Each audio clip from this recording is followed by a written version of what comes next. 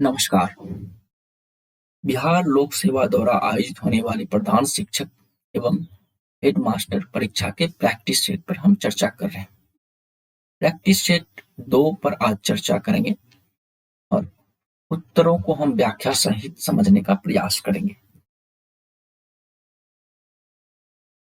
पहला प्रश्न है, बच्चों में बौद्धिक विकास की 4 विशिष्ट अवस्थाओं की पहचान की गई है। किसके द्वारा की गई है? कोलनबर्ग द्वारा, एरिक्सन द्वारा, स्किनर द्वारा, पियाजे के द्वारा। आंसर हो जाएगा डी। पियाजे ने बच्चों के बौद्धिक विकास की 4 विशिष्ट अवस्थाओं की पहचान की है। प्रश्न यह भी हो सकता है कि पियाजे द्वारा प्रतिपादित है तो बच्चों के बौद्धिक सिद्धांत की 4 विशिष्ट अवस्थाएं। इस तरह से भी प्रश्न पूछे जा सकते हैं। प्रश्न अगला प्रश्न है कि निम्नलिखित में से क्या बच्चों की सृजनात्मकता के विकास में सहायक नहीं है? खेल बच्चों की सृजनात्मकता में सहायक सिद्ध होता है। उसकी कहानी लेखन की प्रवृत्ति सहायक सिद्ध होती है। भाषण देने की कला सहायक सिद्ध होती है। आंसर हो जाएगा डी, निर्माण संबंधी क्रियाएं।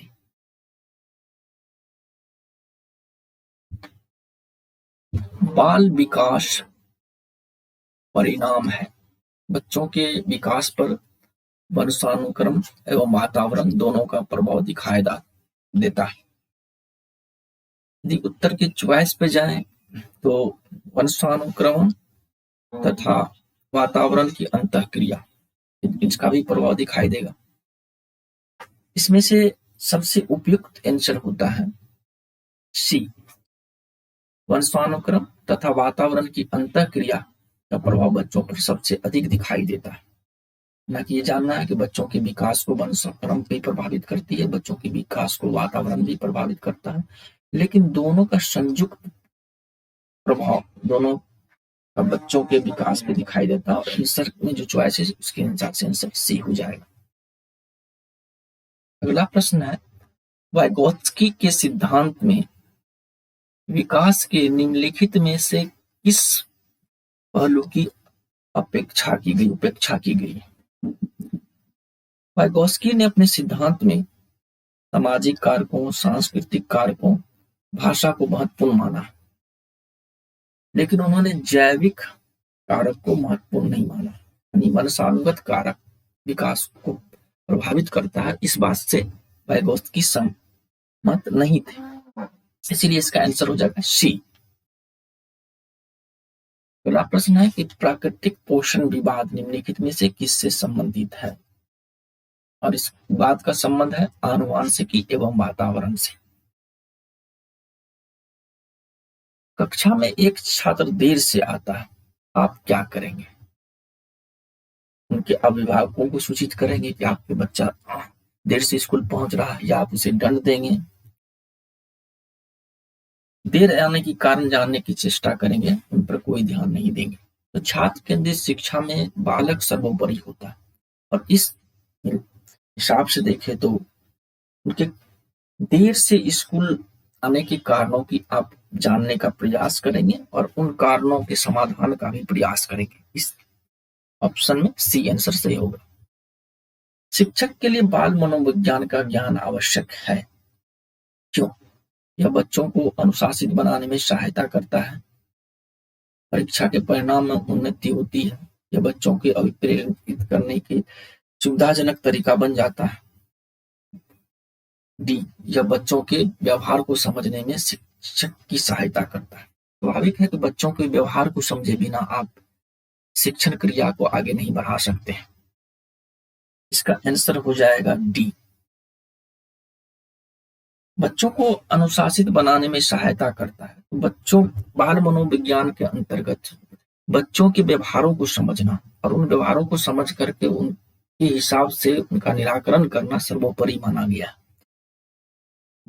डी, बालक के सिर एवं मस्तिष्क का सर्वाधिक विकास किस अवस्था में होती? इसका आंसर हो जाएगा शैशवावस्था। विद्यार्थी की सबसे महत्वपूर्ण विशेषता है, एक छात्र की सबसे महत्वपूर्ण विशेषता क्या है? उत्तरदायित्व की अनुभूति, क्या छात्र का ईमानदार होना सबसे महत्वपूर्ण विशेषता है, क्या सहभागिता महत्वपूर्ण विशेषता है, या आज्ञाकारिता? इसका आंसर हो जाएगा डी।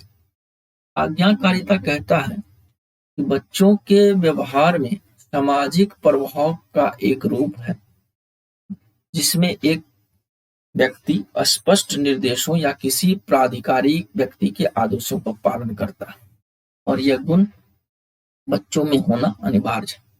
इस आधार पर इसका आंसर हो जाएगा आज्ञाकारिता। विद्यार्थियों को समझने के लिए एक शिक्षक में अच्छी जानकारी होनी चाहिए। अभी चर्चा कर ही रहे थे कि बाल मनोविज्ञान के कारण आप शिक्षण कार्य नहीं कर सकते हैं, तो इसकी आवश्यकता हो। बाल मनोविज्ञान के माध्यम से ही बच्चों की समझने की प्रवृत्ति शिक्षक में आती है। और तीसरी, विषय वस्तु के प्रति विद्यार्थियों के मत को जानना शिक्षण के लिए जरूरी है कि उनके विषय वस्तु के प्रति उनमें क्या रुचि है। इस आधार पर इसका आंसर हो जाएगा सी, उपयुक्त सभी। मनोचित्रण का संदर्भ है, इसमें से मन की या मन के कार्य का अन्वेषण,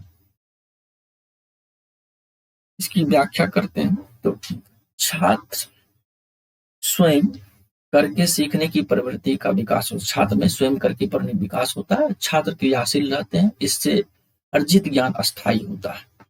मन कार्य अन्वेषण प्रक्रिया के माध्यम से अर्जित ज्ञान अस्थायी होता है। छात्रों में आत्मसंयम, आत्मानुशासन, आत्मविश्वास जागृत होता है। यह विधि वैज्ञानिक अभिरुचि एवं दृष्टिकोण उत्पन्न करती है। प्रश्न ये भी हो सकता है कि बच्चों में वैज्ञानिक अभिरुचि एवं दृष्टिकोण विकसित करने में सहायता देता है, तो क्या है? मन के कार्य का अन्वेषण, अवलोकन एवं प्रयोग पर बल देती है। इस विधि के जन्मदाता लंदन के प्रोफेसर आर्मस्ट्रॉन्ग हैं। पूछा जा सकता है कि इस विधि के किसने जन्म दिया, और इन्होंने ह्यूरिस्को नामक ग्रीक शब्द पर इस विधि का नामांकन किया। इस शब्द का अर्थ है मैं स्वयं खोजता हूं, अन्वेषण करता हूं। इस आधार पर और कई प्रश्न बन सकते हैं कि अन्वेषण विधि के जन्मदाता कौन थे, तो यहाँ पर याद रखिए प्रोफेसर आर्मस्ट्रॉन्ग है। उन्होंने किस भाषा के शब्द के आधार पर इस विधि का नामांकन किया है, तो ग्रीक भाषा के शब्द के आधार पर। वो कौन शब्द है? ह्यूरिस्को। और इसका अर्थ क्या होता है? मैं खोजता हूं। इससे इतने प्रश्न और आने की संभावना है। विकास की शुरुआत होती है, अक्सर हम बाल विकास के अंतर्गत विकास पे काफी चर्चा होती है। विकास निरंतर क्रमिक चलने वाली प्रक्रिया, कहाँ इसकी शुरुआत होती है? प्रसव पूर्ण अवस्था से, और अंत होती है मृत्यु। विकास से तात्पर्य अंगों के बेहतर संवर्धन कार्य के लिए संरचना में वृद्धि है। यह एक व्यापक निरंतर प्रक्रिया है जो प्रसव पूर्व अवस्था से शुरू होती है और मृत्यु तक चलती है। मानव विकास क्या है? मानव विकास के अंतर्गत किस तरह की वृद्धि होती है? मात्रात्मक वृद्धि होती है या गुणात्मक वृद्धि होती है? कुछ सीमा तक अमाननीय होती है। इसका आंसर हो जाए, चूंकि विकास के अंतर्गत मात्रात्मक एवं गुणात्मक दोनों प्रकार की वृद्धि होती है, और इस हिसाब से इसका आंसर हो जाएगा डी। कोल्हन का विकास सिद्धांत निम्न से किससे संबंधित है? कोल्हन का जो एक बात, कोल्हन ने विकास का सिद्धांत दिया है, ये भी प्रश्न पूछा जा सकता है। उसके बाद इसका सिद्धांत जो है नैतिक विकास से संबंधित है। कोल्हन के अनुसार सही और गलत प्रश्नों के बारे में निर्णय लेने में शामिल चिंतन प्रक्रिया को कहा जाता है, क्या कहा जाता है? सहयोग की नैतिकता, या नैतिक तर्कना, या नैतिक यथार्थवाद, या नैतिक दुविधा। इसका आंसर हो जाएगा बी। लॉरेंस कोल्हन विकास के क्षेत्र में शोध किए जाते हैं। नैतिकता पर इनका बहुत एक शोध है, आगे इस पे चर्चा कर लेते हैं। अमेरिकी मनोवैज्ञानिक लॉरेंस कोहलबर्ग, ये भी कभी-कभी पूछ दिया जाता है कि लॉरेंस कोहलबर्ग किस देश से हैं? तो अमेरिकी मनोवैज्ञानिक थे। नैतिक विकास सिद्धांत, इन्होंने कौन सा सिद्धांत दिया है? तो नैतिक विकास सिद्धांत। स्विस मनोवैज्ञानिक जीन पियाजे, यहाँ से जानिए कि जीन पियाजे से बहुत प्रश्न होते हैं, कई बार पूछा भी गया है कि किस देश के रहने वाले थे? तो स्विट्जरलैंड के रहने वाले थे। जीन पियाजे के मनोवैज्ञानिक सिद्धांत का एक मूल रूपांतरण, वास्तव में इसने जीन पियाजे के मनोवैज्ञानिक सिद्धांत का रूपांतरण किया। कोहलबर्ग के नैतिक विकास सिद्धांत को अवस्था सिद्धांत भी कहा जाता है। प्रश्न यहाँ से भी एक, कोहलबर्ग के नैतिक विकास सिद्धांत को किस सिद्धांत के नाम से जाना जाता है? इस तरह से कई, एक प्रश्न की व्याख्या में कई प्रश्न होते हैं। इस कोल्हन के बारे में एक बात बहुत स्पष्ट है, इन्होंने नैतिकता का सिद्धांत दिया था। नैतिकता पर के काफी रिसर्च है और इस सिद्धांत को अवस्था का सिद्धांत भी कहा जाता है।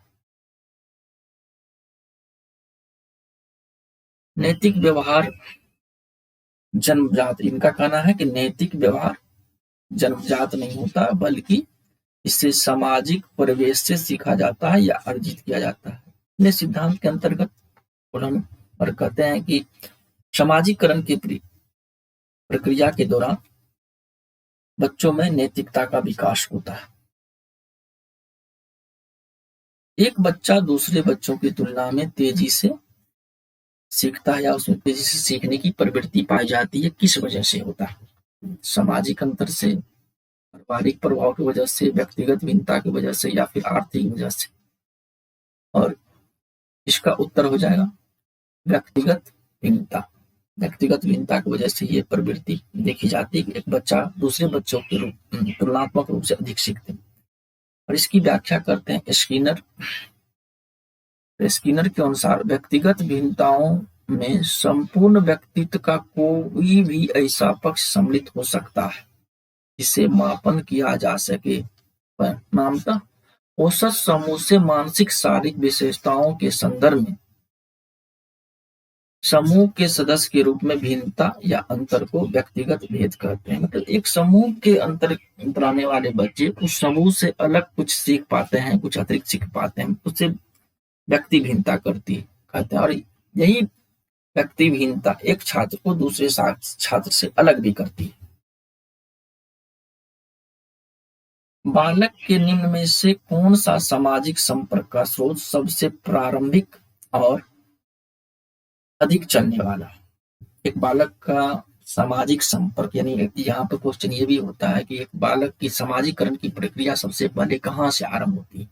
इस तरह से भी क्वेश्चन पूछे जा सकते हैं। बी इसका आंसर हो जाएगा।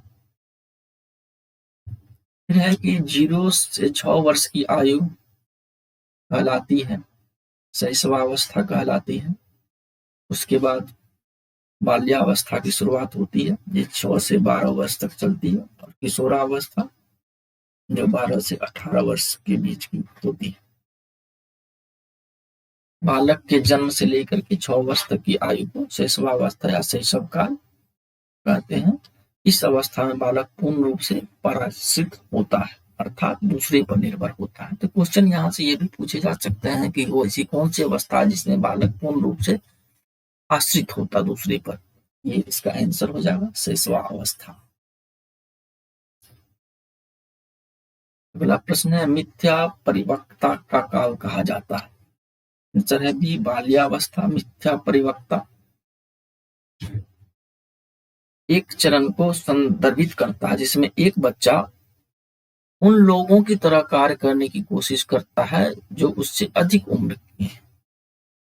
रॉस बचपन के अनुसार मिथ्या परिपक्वता की अवस्था के रूप में जाना जाता है, क्योंकि इस अवस्था में यौवन के लक्षण आमतौर पर दिखाई देने लगते हैं। बच्चों में सीखने का आदर्श काल माना जाता है। इसका आंसर हो जाएगा शैशवावस्था। और इस संबंध में कई मनोवैज्ञानिकों की राय है, उन्हें देख लीजिए कि कभी-कभी वैज्ञानिकों की राय भी पूछ दी जाती है। फ्राइड के अनुसार बालक का जो बनना होता है वो आरंभिक 4 से 5 वर्षों में बन जाता है। मतलब शैशवावस्था में ही तय हो जाता है कि बालक को क्या बनना है। वैलेंटाइन के अनुसार शैशवावस्था को सीखने का आदर्श काल कहा जाता है। प्रश्न ये भी हो सकता है कि किसने कहा था शैशवावस्था को आदर्श काल, सीखने का आदर्श काल? वैलेंटाइन ने। वाटसन के अनुसार शैशवावस्था में जो सीखने की सीमा तथा सीखने की प्रवृत्ति है वह और किसी अन्य अवस्था से बहुत तीव्र होती है। अब ये पंक्ति ही पूछ दी जाएगी। शैशवावस्था में जो सीखने की सीमा तथा सीखने की तीव्रता है वह और किसी अन्य अवस्था से तीव्र होती है। किसका लाइन है? तो वाटसन का लाइन है। फ्राइड के लाइन पर चर्चा कर ही चुके हैं। वैलेंटाइन के अनुसार शैशवावस्था सीखने का आदर्श काल है। खेल के मैदान में कौन सा विकास होता है? शारीरिक विकास, मानसिक विकास, सामाजिक विकास। अभी हम चर्चा कर रहे थे खेल के माध्यम से सामाजिकरण की प्रक्रिया भी होती है, शारीरिक विकास तो होता ही है, मानसिक परिपक्वता भी आती है। इसका आंसर हो जाएगा उपयुक्त में से सभी।